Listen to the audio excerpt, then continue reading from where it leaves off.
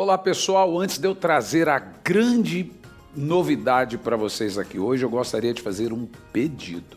Se inscreva no nosso canal, ative o sininho, dá um like, faça um comentário, isso é sempre muito bom para nós. Mas hoje, nós da Editora Vem estamos numa alegria muito, mas muito grande, porque Deus nos proporcionou a Bíblia M'Cheyne. Hoje só a Editora Vem pode vender na realidade a Bíblia M'Cheyne, que é essa Bíblia aqui de 1842. É a Bíblia diária, leitura diária de devocional M'Cheyne. Olha quem indica essa Bíblia. John Stott diz: sou muito grato ao Dr. Mark Lloyd Jones por me indicar o método de leitura M'Cheyne. D.A. Carson escreveu um livro por amor a Deus, especialmente para incentivar o método de leitura M'Cheyne. E Charles Spurgeon, Charles Finney, o reverendo Hernandes Dias Lopes diz: tenho grande alegria em recomendar a Bíblia M'Cheyne, faço isso com entusiasmo e profunda expectativa. M'Cheyne foi um ministro do Evangelho, cheio do Espírito Santo, viveu apenas 29 anos e seu testemunho fala ainda hoje. Qual é o segredo da Bíblia M'Cheyne? Por que ela é diferente das outras?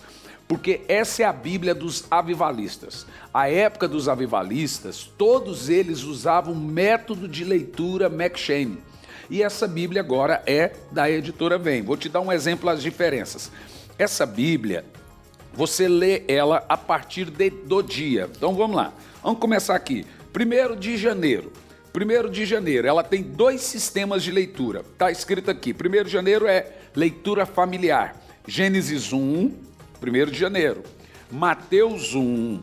Aí vem, depois da leitura familiar, vem a leitura pessoal. Esdras 1 e Atos 1, né? Na leitura pessoal. Aí 2 de janeiro, leitura familiar. Gênesis 2, Mateus 2, Esdras 2. Leitura pessoal, Esdras 2, né? Aí, só que assim, ó, o grande segredo dessa Bíblia é que você lê o Velho Testamento inteiro, Salmos e o Novo Testamento 2 vezes por ano. Então, no ano, você vai ler o Novo Testamento 2 vezes, Salmos e o Velho Testamento. E ela foi feita assim. Agora, vamos supor que eu vou começar a ler a Bíblia hoje. No dia que eu estou gravando, é 28 de maio. Então eu começo no dia 28 de maio, aqui ó, no dia 28 de maio eu tenho leitura familiar, Deuteronômio 1, leitura familiar ainda, Salmos 81, Salmos 82, aí eu venho para a leitura pessoal, Isaías 29, e aí ainda leitura pessoal, 3ª de João 1. Por que M'Cheyne fez isso? Porque ele desenvolveu um sistema de leitura que você lê diariamente, junto o Novo Testamento com o Velho Testamento e Salmos no mesmo dia. Em outras palavras, você vai ler a Bíblia toda e mais 2 vezes o Novo Testamento por um ano. Na nossa igreja, nas igrejas onde a gente tem passado, tem a parte da leitura familiar que você lê em família e a parte da leitura pessoal que você lê sozinho. Do lado da minha cama fica a minha Bíblia, do outro lado da cama fica a Bíblia da minha esposa. Meu filho tem a Bíblia de lá e nós lemos a Bíblia junto. Na nossa comunidade, as crianças estão lendo a Bíblia. É tremendo a linguagem atualizada de Ferreira de Almeida e o sistema de leitura bíblico é anual. Gente, é a Bíblia dos avivalistas. Nós estamos muito contentes em recomendar para você a Bíblia M'Cheyne e um grande segredo. Só a Editora Vem pode vender a Bíblia M'Cheyne. Ela é da Editora Vem agora. Você pode até achar outra Bíblia aí na internet. Pode ser que alguém tenha outra Bíblia. Provavelmente são Bíblias usadas, porque ela é uma Bíblia rara, de 1842. Olha que coisa, 1842. Então, 1842, você tem Finney, Spurgeon, o próprio M'Cheyne, né? Os avivalistas, né? Em 1842. E em 1842 foi lançada essa Bíblia. Então você acha ela por R$900, R$700, R$400. E a Editora Vem está vendendo essa Bíblia por um preço muito especial de lançamento, que é de R$190. E você pode parcelar e muitas vezes no cartão vai chegar na sua casa a Bíblia M'Cheyne. Não fique sem a sua Bíblia McShane. Vai ser uma bênção. Ler em família a Bíblia, ler pessoalmente a Bíblia, seus filhos leem, ela é muito fácil, é acompanhada diariamente. Já foi feito esse plano. Adquira sua Bíblia McShane, enviamos para sua casa. Que Deus te abençoe.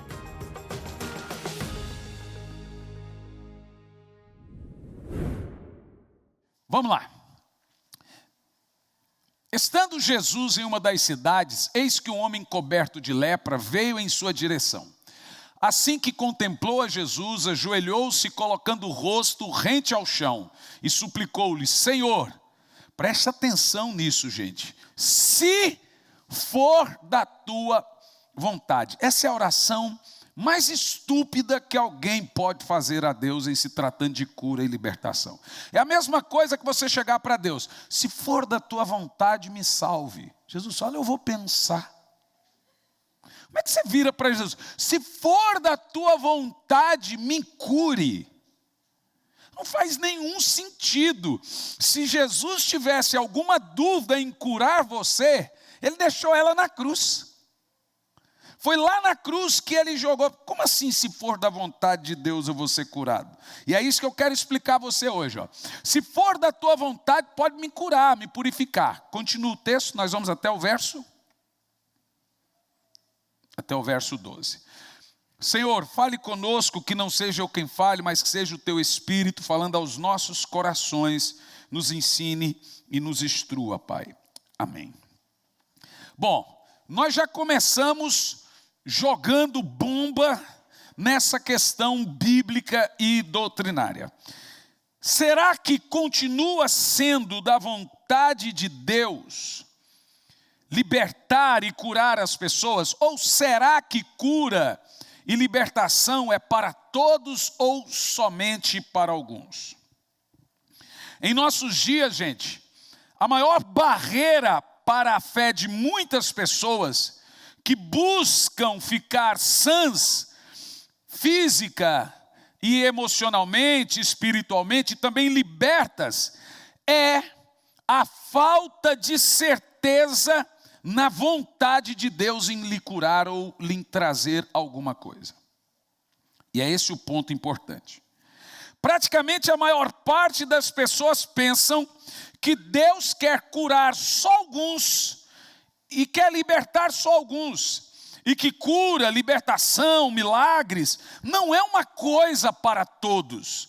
Não é todo mundo na igreja que receberá uma poderosa cura, um grandioso milagre. Algumas pessoas de fato serão curadas, outras talvez não. Porém, nós temos muitos elementos na Bíblia, gente, para crermos e comprovarmos que Deus quer sim curar e libertar a todos sem distinção alguma. O evangelho que não possui poder, ele é um evangelho filosófico. E se o evangelho for apenas filosófico, ele é o mais desonesto de todos e não carece ser seguido. Eu não gosto apenas de coisas filosóficas, conjuntos de doutrina. Paulo disse: eu não vim até vocês com palavras persuasivas de sabedoria humana. Mas ele diz: eu vim com demonstração de poder do Espírito. O que o evangelho mais carece hoje é a demonstração do poder de Deus. É nós olharmos e dizer: Deus ainda atua, Deus ainda faz milagres, Deus ainda liberta o cativo, Deus ainda cura o ferido. Agora, o que nós encontramos na Bíblia, comprovando que cura e libertação é para todos? O que nós encontramos? Tem como nós comprovarmos que Deus não tem dúvida nenhuma se Ele quer curar todos? Se Deus quer curar todos, por que nem todos são curados? Boa pergunta, não é? Então note no texto em questão, a primeira coisa que Jesus fez no texto que nós lemos, foi corrigir a frase do leproso. O leproso diz: Senhor, se for da tua vontade. Em algumas versões está, se quiserdes. Se for da tua vontade, pode me curar. A primeira coisa que Jesus disse foi, no versículo 13, Jesus estendeu a mão e tocou nele e disse, quero. Então a primeira coisa que Jesus fez foi corrigir um ato de uma piedade ou de uma incredulidade disfarçada de fé, de boa índole, de piedade. Porque o fato de você jogar para a soberania de Deus, o seu milagre, a sua libertação, é um ato de incredulidade disfarçado de doutrina. Não, Jesus faz o que Ele quer. Deus é soberano, Ele cura quem Ele quer. Quem Ele não cura. Nós sabemos disso. Mas isso é uma maneira de incredulidade disfarçada de crença em Deus. E é esse ponto que eu quero alinhar com você aqui nessa noite. Qual é o problema? O problema é que a resposta ou a pergunta do leproso é quase uma pergunta universal hoje na igreja. É muito mais fácil você jogar para Deus apenas a responsabilidade da cura do que crer. Então quando você fala, não foi curado porque Deus não quis curar, é da vontade, Deus sabe, a vontade dele que prevalece, você se abdica da sua responsabilidade de crer. Então deixe-me te explicar um fundamento, preste muita atenção. A Bíblia não manda você filosofar acerca da vontade de Deus. A Bíblia manda, quando se trata de milagre, de cura, de libertação, existe uma ordem, crer. Se Ele vai curar ou não, não é da minha conta. Quando você chegar no céu, você pergunta por que não foi curado. Existem dois critérios, o critério divino e o critério humano. O divino é curar ou não, o meu é crer. Se eu não for curado, já saiu da minha alçada. Mas o que a Bíblia manda você fazer? Crer. Ela não manda você ficar talvez, quem sabe, se Deus quiser. Ela manda você depositar fé até o último segundo, até o último minuto, até o último momento. Ela manda você crer. Ah, mas se foi para o céu e morreu, aí, irmão, já não conta, não é mais. Aí sim entra a soberania de Deus. Mas no nosso caso, a Bíblia não manda você jogar para Deus uma coisa que é para você crer. A fé, gente, é algo que Deus nos deu como moeda de troca. É a única possível moeda de troca do céu, é a fé. Se creres, verás, se pedir, recebe, se bater, se abre, se buscar, encontra. A fé não foi feita para você tecer uma filosofia em cima dela. E quando a gente diz, se for da vontade de Deus, a gente está dizendo, na verdade, quem sabe, talvez.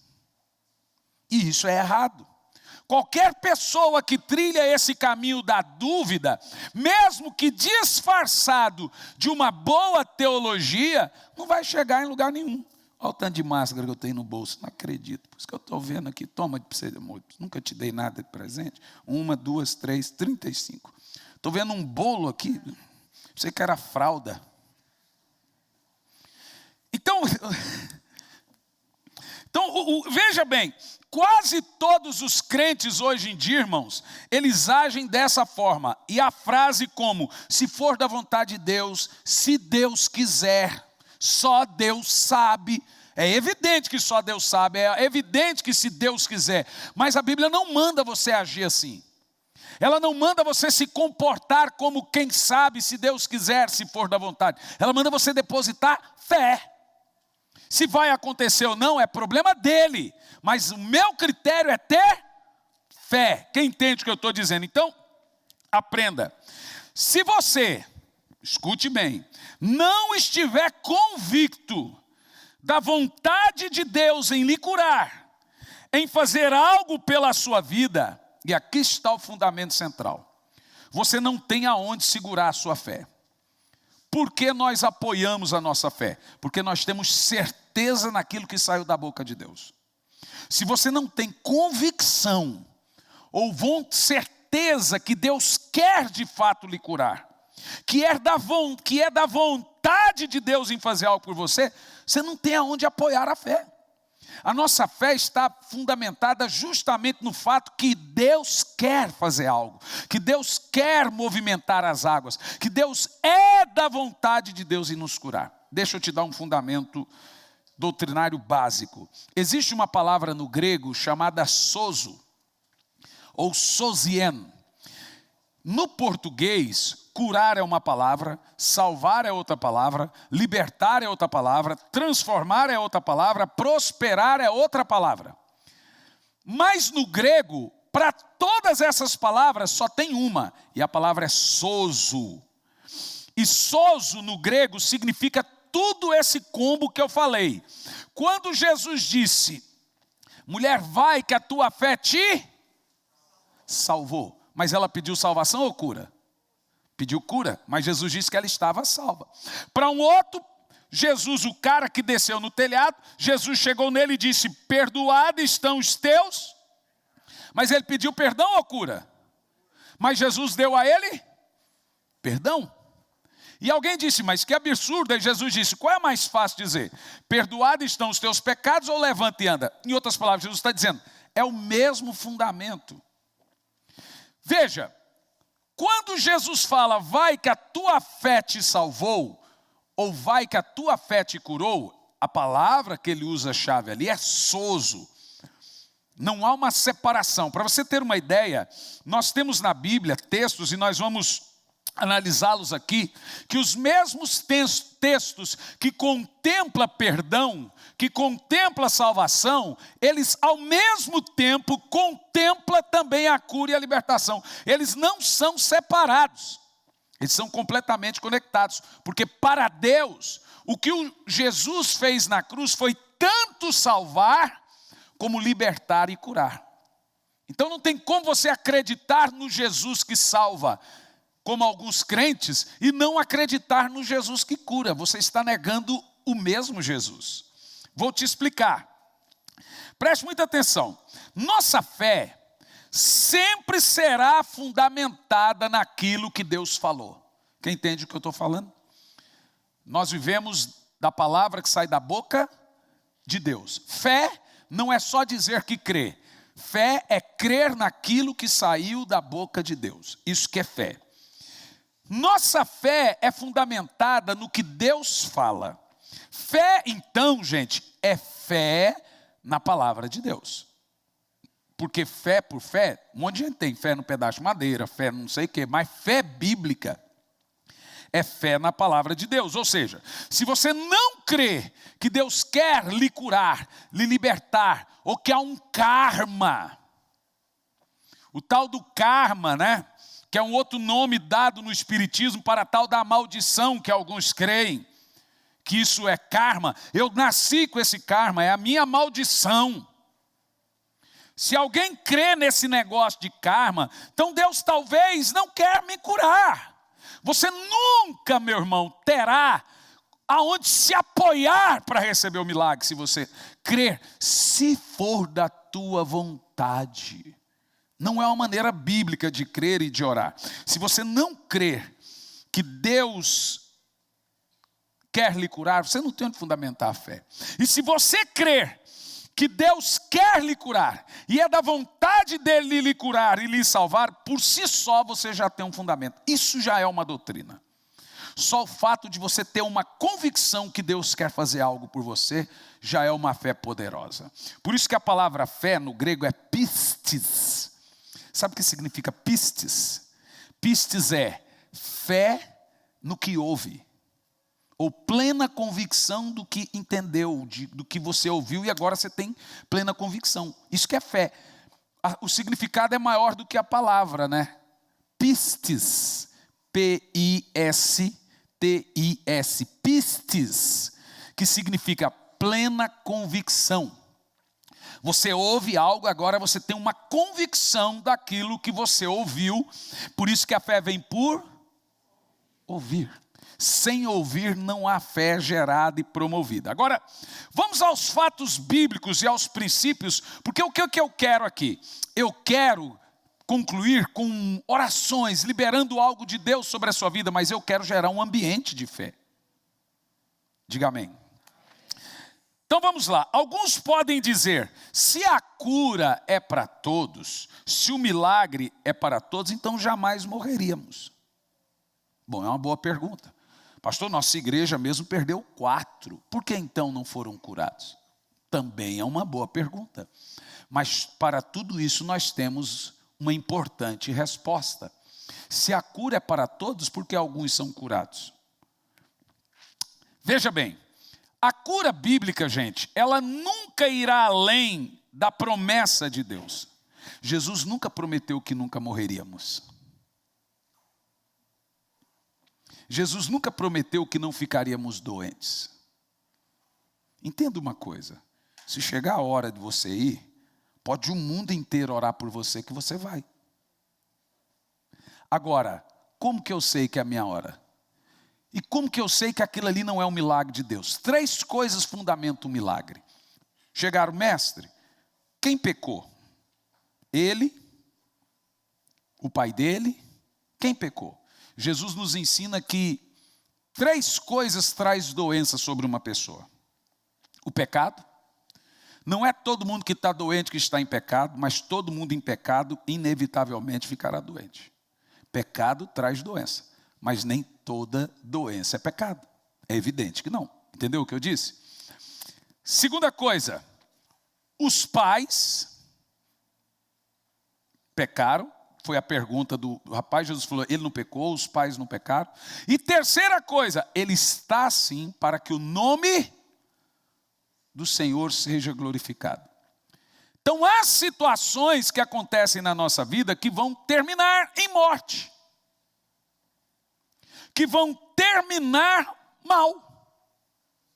Mal para quem está na terra, porque a hora que você abrir o olho, você está diante de Deus. Se você for crente em Jesus, né, se entregou sua alma a Jesus. Mas há coisa na nossa vida que no último segundo Deus será glorificado no milagre. Eu conheço gente, citando esse assunto do Covid, que ficou entubado 2 dias e morreu. Conheço gente, até hoje um irmão comprou 1000 livros nossos. É um ato de gratidão dele. Ele ligou na editora e falou, eu quero 1000 livros do arrependimento profundo e eficaz que eu quero dar para toda a igreja. Um pastor. Ele vai dar um livro para cada um. Ele escolheu esse livro, 1000 livros.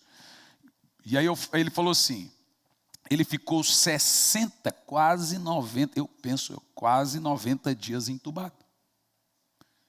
Teve várias paradas cardiorrespiratórias, aquele mesmo problema que está todo mundo, parando o órgão, tudo, saiu. Aí você fala, por quê? Será que Deus sai escolhendo? Você morre e você não morre? Não. Agora, eu posso te responder? Não. Porque agora eu estou entrando num terreno que não é meu. Qual que é o meu terreno? Até o último minuto a gente injeta fé. Por quê? Se essa fé, se aquela situação é para a glória de Deus, a fé vai contribuir com o milagre. Entendeu? Então a gente põe fé, e ora. Se não acontecer, entrou em outro terreno, que é o da soberania de Deus. Aí você chega lá e fala, Senhor, por que eu estou aqui? Aí Jesus fala, se você quiser, eu te mando de volta. Não, eu estou brincando. Então nós precisamos compreender isso. Você quer ver? A cura, o milagre, a libertação, ela nunca irá além da palavra de Deus. Jesus não prometeu que não teríamos problemas, não prometeu que não passaríamos necessidade, não prometeu que não ficaríamos sozinhos, não prometeu que não haveria luto, não prometeu que não morreríamos. Ele mandou a gente crer, ter fé. Agora, passou disso, eu não tenho respostas para te dar. Eu só posso te ensinar aquilo que a Bíblia me permitiu ensinar. Eu não posso te dizer que Deus é obrigado a lhe curar. Põe Deus na parede e Deus vai curar. Eu não posso fazer isso. Deus não é obrigado a nada, mas a Bíblia me manda crer. Se o que eu tenho é para a glória de Deus, eu terei fé e receberei o milagre. Agora, eu não sei se é para a glória de Deus. Então eu vou jogar para Deus. Eu tenho que fazer o quê? Ter fé. Injetar fé, pôr fé naquilo e crer. Quer ver? Ó? Veja aí Êxodo 23, a partir do verso 25, e nós vamos ler do 25 ao 26. Deixa eu trazer alguns fundamentos para você hoje. Servireis tão somente ao Senhor vosso Deus, então abençoarei sobremaneira o teu pão, a tua água, e afastarei a doença do teu meio. O negócio é o seguinte: teve judeu que morreu doente? Teve. Mas nós temos uma palavra de Deus aqui. Alguma coisa lá nos mistérios de Deus, nos planos de Deus, no esconderijo do Altíssimo, acontece que nós só vamos ter a resposta quando chegar lá.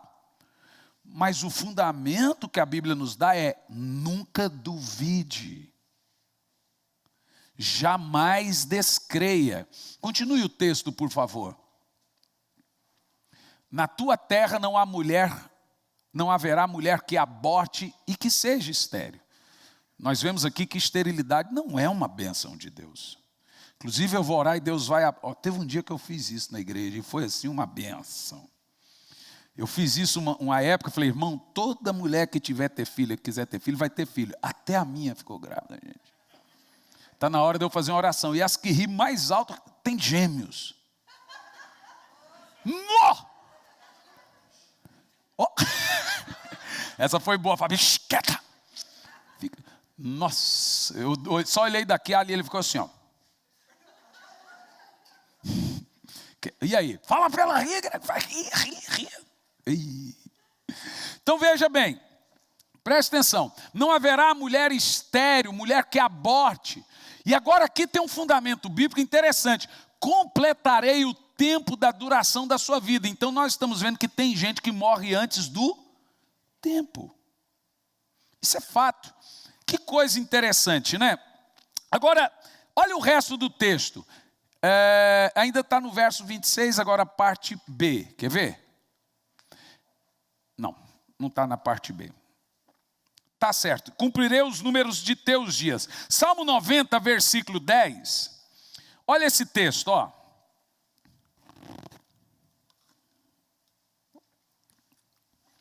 De fato, os dias da nossa vida chegam a 70 anos. Aqui é um fundamento bíblico para você crer que uma dispensação é de 70 anos. Dispensação é um tempo geral.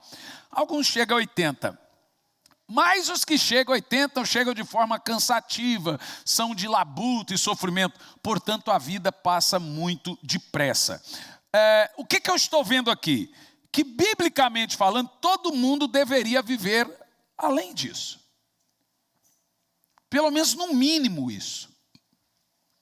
É o que a Bíblia nos ensina. Mas se a gente chega a viver menos que isso, eu não tenho como precisar a você o porquê. E eu te ensino a nunca questionar a Deus o porquê, porque a hora que você chegar lá, você vai ficar com vergonha de ter questionado. Que a resposta vai ser tão simples. Você fala: meu Deus, por que eu fui questionar? Que vergonha. Jó foi questionar a Deus com uma pergunta, Deus respondeu com 70. E aí depois que Deus fez 70 perguntas, Jó coçou a cabeça e falou: bem sei que tudo pode e que nenhum de teus planos podem ser frustrados. Ele ficou com vergonha. E esse é um fundamento importante. Salmo 102, versículo 24 diz... Olha só para você entender, ó. Deus meu, disse eu, não me leves antes de terminar os meus dias, da metade dos meus dias. Na minha versão está assim, ó. Não me leves no meio dos meus dias. Quer ver uma bênção poderosa de Deus? Bênção bíblica. Vou lhe fazer conhecer os filhos dos filhos de seus filhos. Ou os filhos de seus filhos. Pelo menos, no mínimo, os netos. É bênção de Deus. Alguma coisa no meio tempo está acontecendo de errado, que a gente está passando a enterrar filhos. Não é bênção de Deus enterrar filhos. O certo é filho enterrar pai. Nós não temos todas as respostas, mas essas doenças, essas coisas que nos acumulam e nos cercam, são resultados da depravação total do homem. Por isso que nós não podemos caminhar, gente, e viver sem fé no mundo cão desse. Não iremos ficar de pé ou subsistir tamanha dor e sofrimento. Quer ver Eclesiastes 7, versículo 17, na parte B? Também fala sobre morrer fora do tempo. Entretanto, não seja mal demais, nem insensato demais. Por que apressarias os dias da tua morte? Por isso que a Bíblia diz que o bom filho, ele vai viver, cumprir todos os dias da sua vida. Ele vive muito. Você entende o que eu estou te falando? Então, quando as pessoas morrem cedo, nós temos que deixar para Deus a resposta. Que Ele responda para Ele. O dia que a gente chegar, a gente pergunta. Eu, na época de dor, momento de dor, gente, eu me calo para não pecar. Porque murmuração é um pecado gravíssimo. Então eu me silencio, eu apenas injeto fé, coloco fé, põe fé. Agora, passou disso, é soberania de Deus. Aí Ele faz o que lhe apraz, faz como Ele quer. Mas o nosso critério não é soberania de Deus. O nosso critério é crer. Quem entendeu o que eu estou falando? Agora veja, Salmo 104, versículo 29, na parte B. Diz assim: alguns podem perguntar, então como o homem morrerá? O texto está aqui. Se lhes tira a respiração, morrem e voltam ao pó. Então todo mundo que morre, morre porque Deus permitiu. Não morre porque o diabo permitiu. O diabo pode até matar, porque ele mata, ele veio para isso. Mas ele não faz sem que Deus permita. E esse é um ponto importante. Então, Deus concedeu ao homem, gente, é isso que nós temos que entender, um certo tempo de vida. E o certo é ele viver todo esse tempo que Deus concedeu.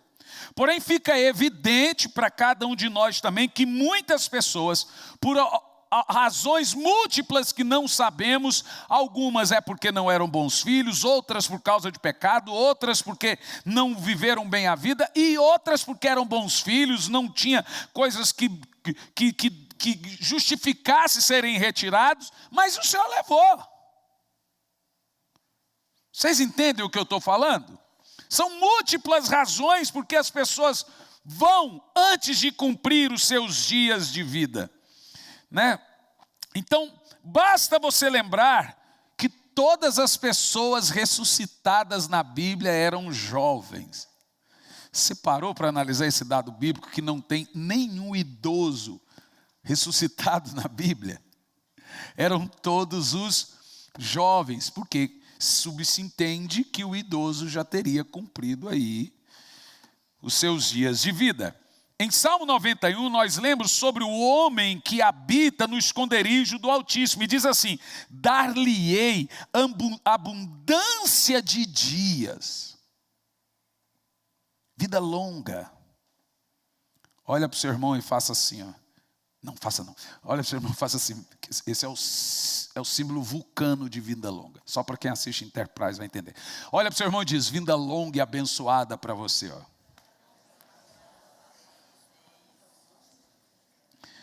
Glória a Deus. Um tempo desse atrás eu tive um sonho que estava eu e a minha esposa de idade, 2 velhinhos andando no parque assim, ó.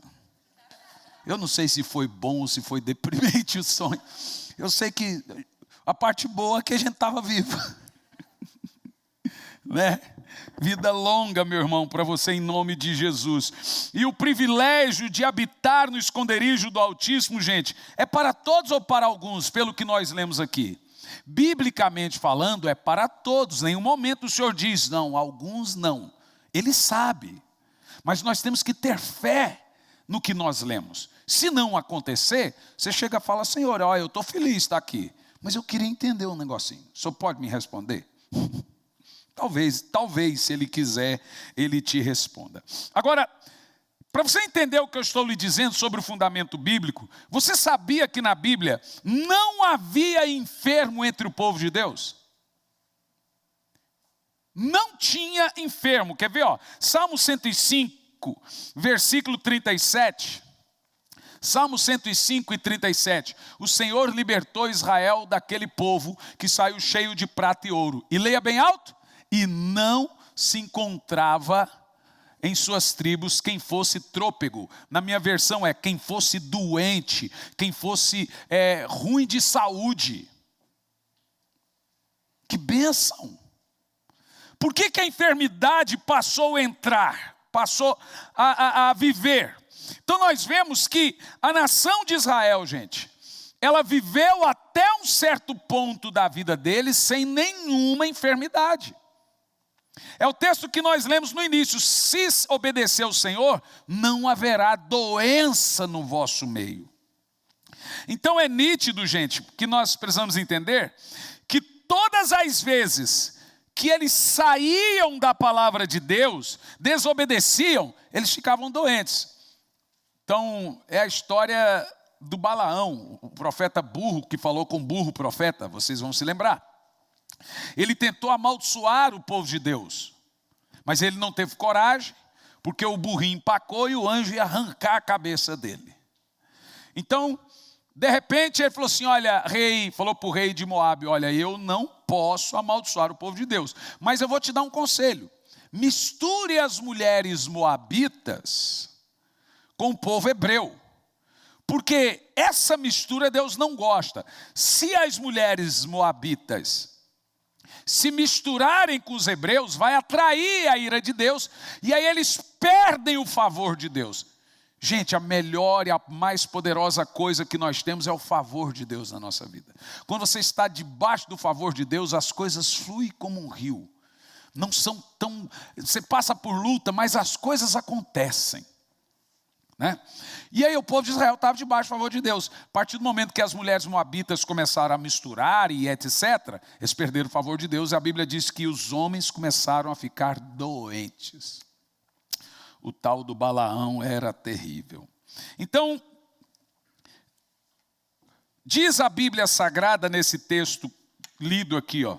Portanto, dizer que cura não é para todos, gente, é o mesmo que mudar o nome do Senhor Jeová Rafá. É um dos 7 nomes redentores de Deus. Jirete, Sidiqueno, Jeová Rafá, Jeová Sabaó, Jeová, todas essas coisas. Jeová Rafá significa o quê? O Senhor que te cura, o Senhor que te sara.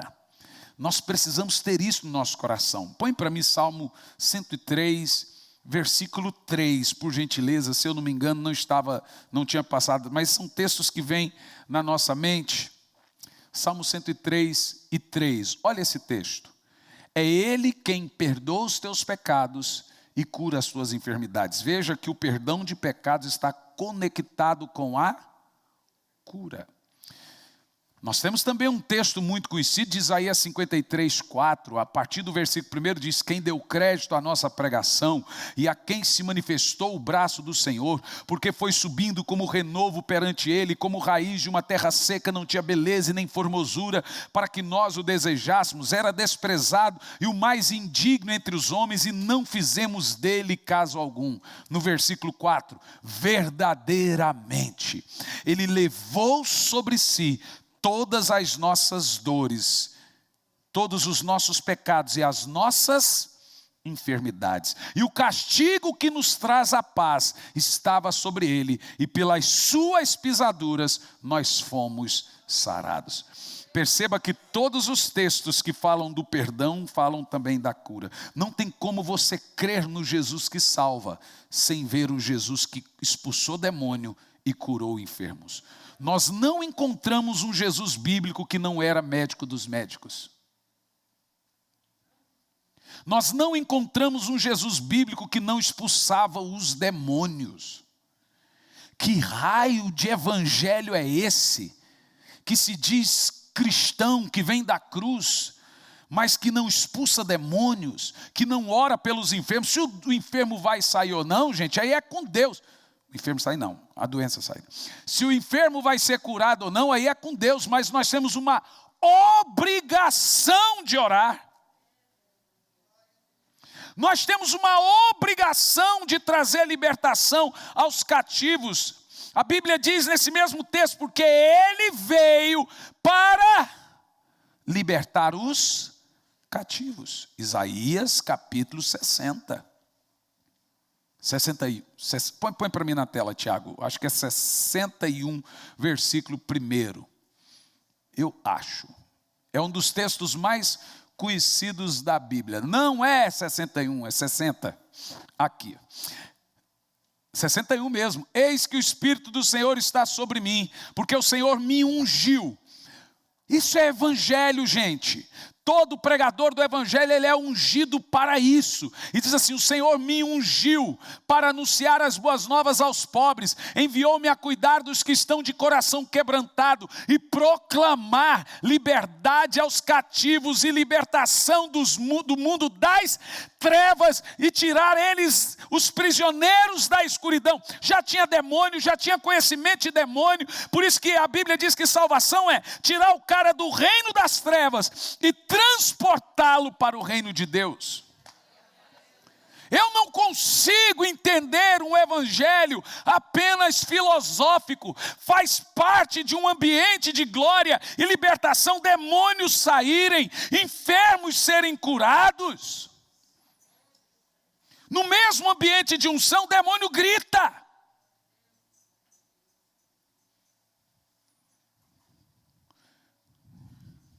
Não é esse evangelho que eu busquei para a minha vida. Eu sirvo um Jesus que está vivo. Um evangelho que transforma, um evangelho que muda. Um evangelho que restaura casamentos. Que pega aquilo que não tinha mais esperança e transforma, gente. É esse evangelho. Ah, legal, bonito, nós estamos com a igreja cheia e todo culto a gente traz uma exposição bonita, somente filosófica, mas zero demonstração do poder de Deus. Eu acho que há todo espaço para isso. Por isso que nós temos um culto de família domingo, que a gente traz exposição bíblica e etc. Mas nós temos que ter também um ambiente em que as pessoas são curadas e libertas. Ou nós não estamos servindo o evangelho de Jesus. Ou não fomos ungidos para isso. Porque a Bíblia diz que ele me ungiu para isso. Quem crê? Você crê que Jesus quer algo grande para você hoje? Você crê que ele quer fazer uma grande obra na sua vida aqui hoje? Fique em pé no seu lugar.